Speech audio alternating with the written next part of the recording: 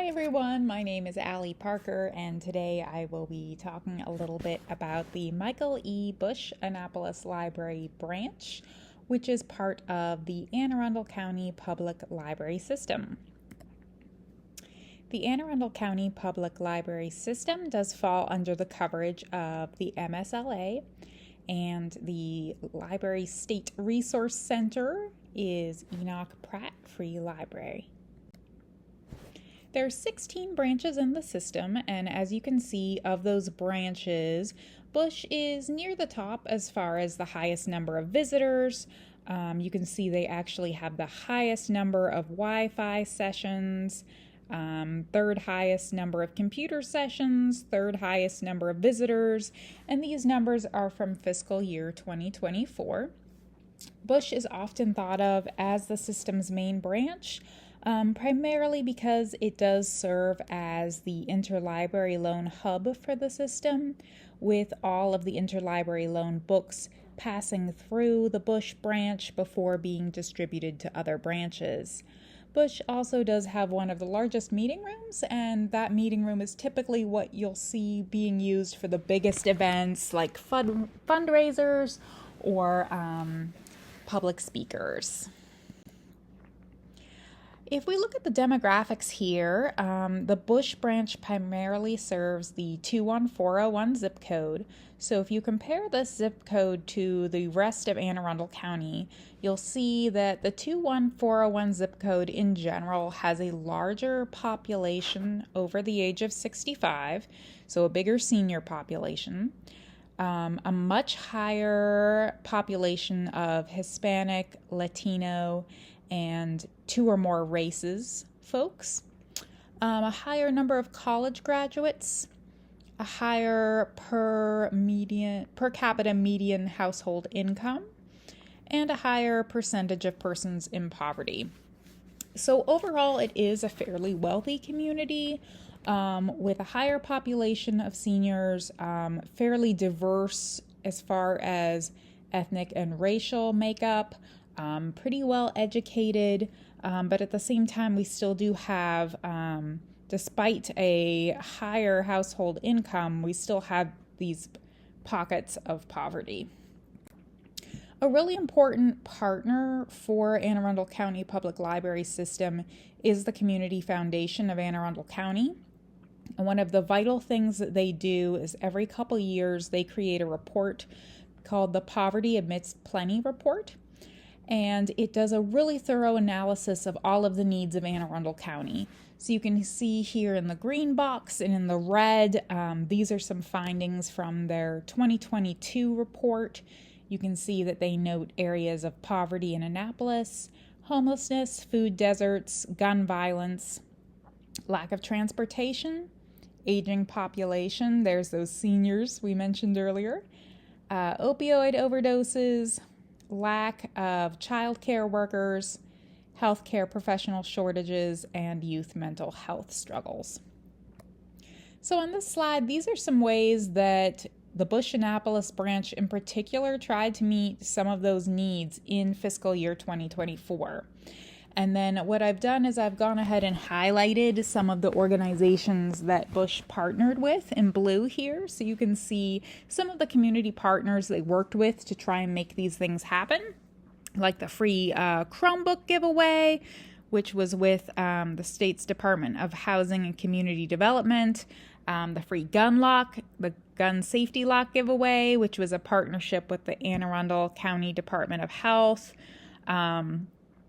Bush Annapolis's driving simulator, which has been used by the Maryland Driver Reentry Program, and so forth.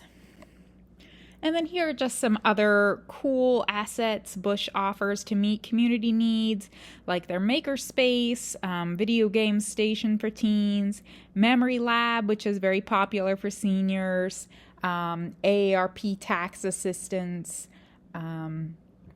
a really wonderful children's play area, including a STEAM table and an outdoor musical garden. Lots of really cool resources here. Foreign language at Bush Annapolis and at AACPL There are a wide variety of materials in a wide variety of different languages. And Bush Annapolis also partners with Anne Arundel Community College to host ESL language classes. Weaknesses of the foreign language selection at Bush Annapolis is that a lot of the easy English readers are targeted towards children as opposed to adults looking to learn English. So the materials are not always ideal for an adult audience. Young adult and grade school foreign language books are also interfiled with English books, which means it can be difficult if you're searching for a particular language. You're going to have to dig through all of the English books to find your book in that specific language. Immigration and New Citizens resources. You can see a variety of resources listed here. One disadvantage is that most of the bilingual programming does tend to be geared more towards children, such as family story times. And then a lot of the bilingual programming does tend to cluster at specific branches. So as of July 4th of this year, when I looked at Bush's current event schedule, they have no upcoming or current bilingual events, despite having a population that's 18.6% Hispanic and Latino. There's also only one Spanish speaker on staff currently. There are no professional translation services offered for patrons.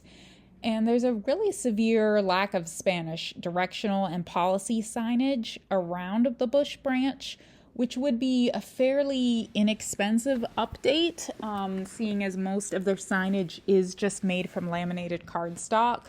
So updating that signage would be a really great way to make that branch more inclusive, more welcoming, and set their Spanish speakers up to be self-sufficient and successful at the library. Workforce development. Bush offers a variety of online and in-person resources. One area for improvement, Bush does not offer basic computer classes, which is a service that other branches offer. Since 21401 does have a high percentage of seniors and other folks as well who might not know how to use technology or might not access it regularly, having more computer classes at this branch would be a way to support the community. Justice, equity, diversity, inclusion, and accessibility programming. There is no dedicated page for this on the library's website.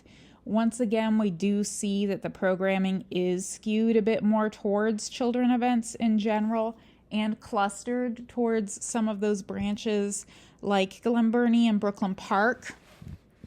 As of July 7th, there are no events tagged African American interest or LGBTQ on Bush's upcoming or current event calendar. And there are only 3 events tagged DEI, and 2 of them are for children. So working with the residents of the community to try and co-plan and increase more diverse programming offerings at this branch would be a great step. Teens, Bush Annapolis has a lot of great resources for teens, such as the driving simulator, the maker space, a video game station. I was able to speak with Elizabeth Bachman at the Bush branch, who runs the teen programming, and she commented that there is still a bit of a struggle to get teens in the library and have them join the programming. So increasing teens' roles in the programming, increasing their co-creation and co-leadership so that they have more agency and autonomy, and feel really invested in the programming is something that the library is currently working on. Bush has a great children's programming, great variety of children's programming. Their story times tend to be very well attended, And they have sale cards available, which is a really cool resource where everyone who is registered for public school in Anne Arundel County automatically gets a library card. Funding at AACPL, it is primarily locally funded with a very small percentage of funding coming from federal. And as far as expenditures, most of those expenditures are staff expenditures. A very important organization to consider when we talk about funding is the Anne Arundel County Public Library Foundation. They are a 501c3 nonprofit. And some of the projects that they have funded include the Bush Annapolis Driving Simulator, a lactation pod, and the Bush Annapolis STEM table with all of the STEM kits for children. The foundation also partners with the Community Foundation of Anne Arundel County to have a nonprofit endowment fund for AACPL, which is a great way to take donations from people and not only use them, but make sure that they grow and that there is an investment return. Here are a couple partnerships with local businesses that the foundation has done with Always Ice Cream and Ceremony Coffee. Compared to other library systems, such as Howard County Public Library System and Prince George's County Memorial Library System, Anne Arundel County has a higher operating revenue per person than Prince George's and a lower one than Howard County. AACPL does lack some of the modern technologies that these libraries do have. For example, the 3D printing or the iMac workstations, music and recording equipment, or in Howard County, they have a much larger library of things where you can check out tools or baking equipment, framed artwork. So this will be something that Anne Arundel County will need to keep an eye on if they want to stay abreast of all of the latest trends in the library world. And one place that they could turn to for new technologies is the Library Foundation, which did fund their driving simulator, some of their other technology equipment.